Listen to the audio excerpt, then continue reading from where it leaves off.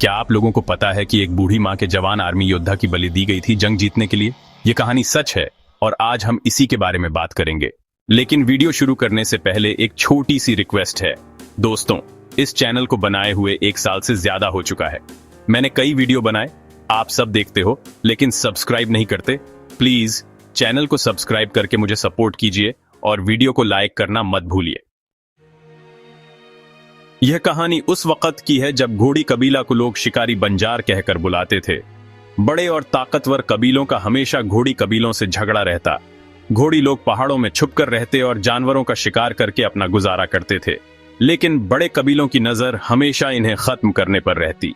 अगर कभी कोई घोड़ी शिकारी पहाड़ों से बाहर निकल आता तो बड़े कबीले, खासकर इनार पांडुवन साम्राज्य के सिपाही उन्हें पकड़ लेते, मारते पीटते, उनसे जबरदस्ती काम करवाते और भूखा प्यासा रखकर शेर के आगे फेंक देते। लेकिन कहते हैं ना, अन्याय ज्यादा दिन तक नहीं चलता। इसी दौरान घोड़ी कबीले का एक जवान योद्धा हुआई सरदार बना। उसने एक और कबीले से हाथ मिलाया जिस पर इनार पांडुवन ने बहुत जुल्म ढाए थे और उनका सब कुछ लूट लिया था। दोनों ने मिलकर जंग का ऐलान किया। पहले तो चोल कबीले का सरदार जंग में शामिल होने को तैयार नहीं था, लेकिन जब हुआई ने वादा किया कि अगर जंग जीत गए तो पांडुवन का महल उन्हें दिया जाएगा और उनका ही झंडा लहराया जाएगा, तब वह मान गया। घोड़ी कबीले में जंग की तैयारियां जोर शोर से शुरू हुईं। लगभग 1 महीने बाद सब तैयार थे। गुरुजी से पूजा कराई गई जिसमें एक बूढ़ी मां और एक सुरवीर योद्धा की बलि दी गई और फिर जंग का आरंभ हुआ। हुआई ने अपने सिपाहियों के साथ पांडुवन कबीले में घुसपैठ की। भेष बदलकर वह उनके महल तक पहुंच गया और उस पर कब्जा कर लिया।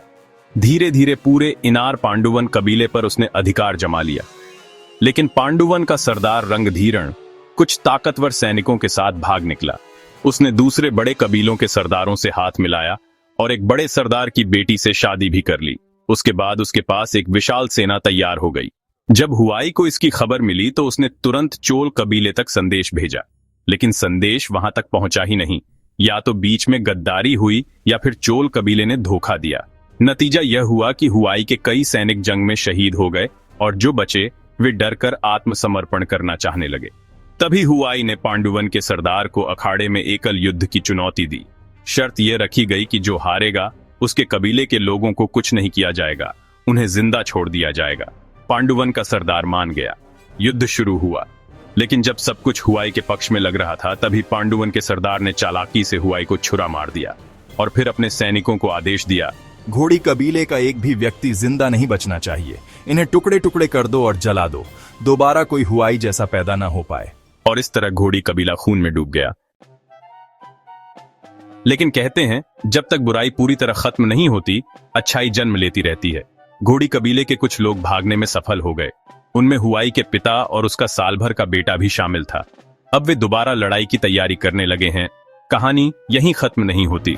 अगले चैप्टर 2 में आगे की कहानी पता चलेगी। नहीं पता दोस्तों, इस कहानी पर एक मूवी भी बनी है जिसका लिंक मैंने डिस्क्रिप्शन में दिया है, जरूर देखिएगा।